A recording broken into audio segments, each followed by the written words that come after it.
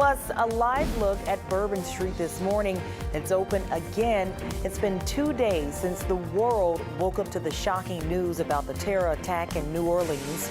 Coming up, the latest, we're learning about the suspect involved in the investigation.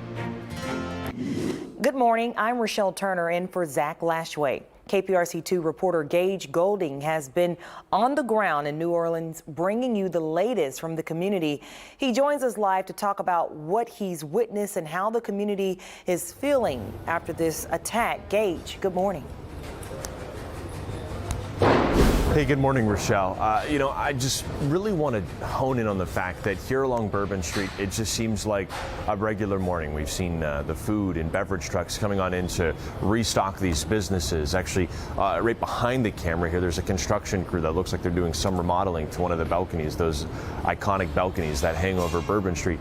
And behind me, there's taxi cabs picking people up from the hotels. These are people that, many of which had to extend their stays or figure out another place to stay due to the Sugar Bowl being pushed back. You have to remember that's a huge game, college football playoff game that was hosted here at the Caesars Superdome here in New Orleans. It was scheduled to take place on the day that terror attack happened. It was postponed until yesterday, and we saw so many people donning the Notre Dame Irish colors and the Georgia Bulldog colors, and so many folks that, both were a little, concerned about what happened, but also knowing that New Orleans right now is probably one of the safest places in the country. But it's very much so, just business as usual. But in this very area that we're at right now, just about 72 hours ago, it was mass carnage. Rochelle? Tell us what this experience has been like for you and photojournalist Oscar Chavez these past few days. I've covered several, many, I would say, situations just like this, and it never gets easier. You talk to these people. New Orleans is a city, if you've ever been here, this is a city that has a lot of pride. There's a lot of pride, there's a lot of spirit, there's a lot of celebration. After all, Bourbon Street is one of the most historic party streets in the nation. But the folks here, they've been kicked down before. They know what that's like. This is nothing new for the city of New Orleans and its people, but they know how to get back up, and that's what helped them kind of rebound. I spoke with several people. One guy that actually had a t-shirt that said, "Love is stronger than hate." I said, "Did you just make this for today?" He's like, "No, I've had this for 2 years," because, here, when you're on Bourbon Street, it doesn't matter what color you are, what gender you are, what sexuality you are, what your political views are. You're here and we're having fun and we're partying, and that's kind of the vibe that this city has, and that's the idea that this city has. Last night, Superintendent Ann Kirkpatrick of the New Orleans Police Department out here riding along this very street in a little golf cart, talking to people, going around to the officers, many of which that have been working nonstop, giving them hugs, just, being out with the community. That's what it's been like. It's been like a giant reunion, that the establishments are back open, the party is going on, they're celebrating the life, mourning those that have been lost.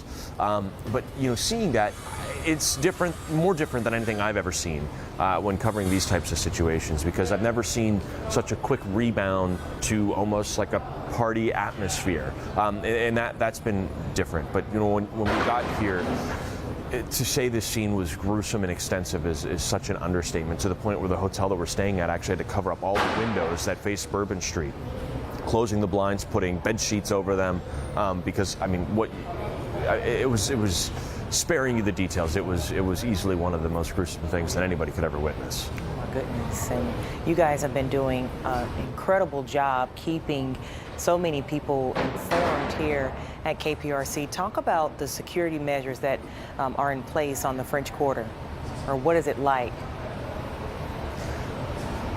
Sure. Last night, right now the cars are driving down Bourbon Street. This is pretty typical for the morning, but last night, you could not turn around, look anywhere without seeing some sort of law enforcement. Doesn't matter who they were, what they were wearing, whether it was plain clothes or a uniform, or even in the camo donned with lawn guns. All of the roads, this is Bourbon Street.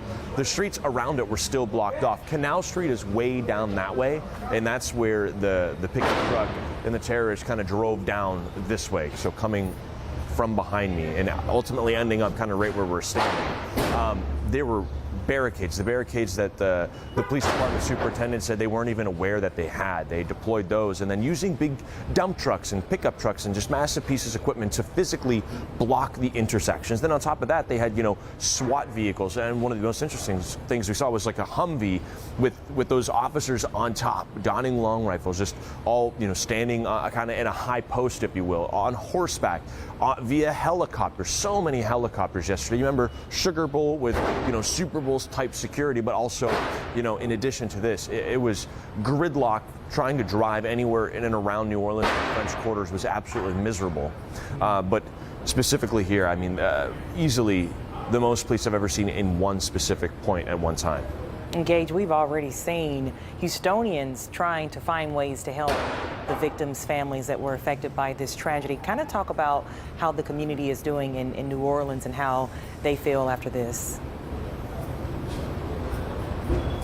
That was one of the things we set out for yesterday, was to talk to the locals and see how they're dealing with this. After all, they're the ones that are impacted most by this. If you're from New Orleans, Bourbon Street is a hangout. It's a weekend place. Many people make this a vacation to come here. But for people in New Orleans, this is a place where they come. This is a place where they can let their hair down or relax. Seeing it back open, I wasn't sure what they were going to be feeling, what the reaction was going to be. Many people said it was weirder seeing it closed and not hearing the music, not seeing the party, not seeing the smiles. That was weird to them. So having this back open was, a first step in their healing process, in, grieving. This isn't about forgetting what happened and let's get the money back into the business. That's not the case. They're grieving too. Every single business that we've stopped in, whether it's just for a bottle of water or a coffee or a meal, everybody was impacted by it. Many people were here. The hotel we're staying at, some of the people working the front desk were here when this happened. So they're impacted by this. But, seeing this back open, seeing the guests, seeing people smile, seeing their friends. So many people have been coming up, people off the street, hugging the barista behind the counter. That's the energy. That's the atmosphere. That's the New Orleans way. I said it in a story yesterday, It takes great people to help a great community get back up when they're kicked down. That is New Orleans. There are great people here, and this is a great community. They know how to get back up. It's a city that, they move at their own pace. It's the city that CARE forgot.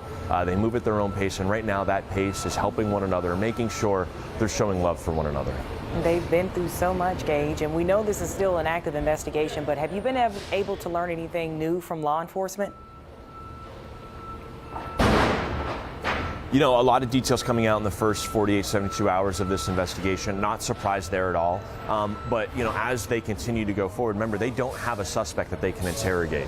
And now that we know that Jabbar was working as a sole suspect, it's going to be, I see, more difficult. The other big thing that it's going to yield a lot of results, but it's going to take time to kind of crack open, is the technological aspect about this.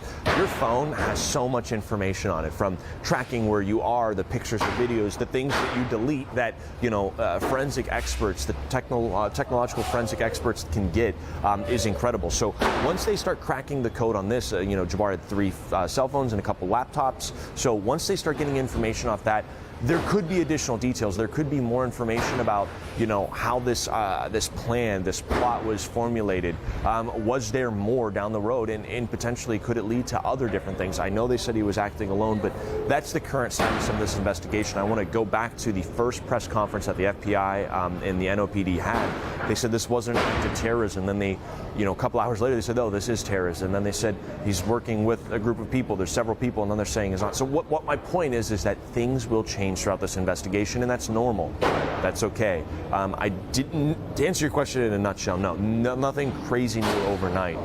But expect that, as I said from the get-go, this investigation isn't just going to take days. This is a weeks, months-long investigation. And some of those biggest answers that we want, the why, some of those we might not even get an answer to. We know you'll stay on top of it for us, Gage. Thank you so much. Gage Goulding reporting live for us in New Orleans. And we're also getting a glimpse into the financial trouble Jabbar was facing. NBC News obtained his financial information from 2022. You can see it right there on your screen. It includes everything that was disclosed during his divorce proceedings that year. In August of 2022, Jabbar was making just under $8,000 a month after deductions. Now that comes out to more than $94,000 a year, but he was also $40,000 in debt and was around $27 past due on his mortgage. Essentially, he was getting deeper in debt by the day. There has been no confirmation that his financial troubles motivated the attack. If you'd like to learn more about his financial timeline, just look for this story on our website. It's clicktohouston.com.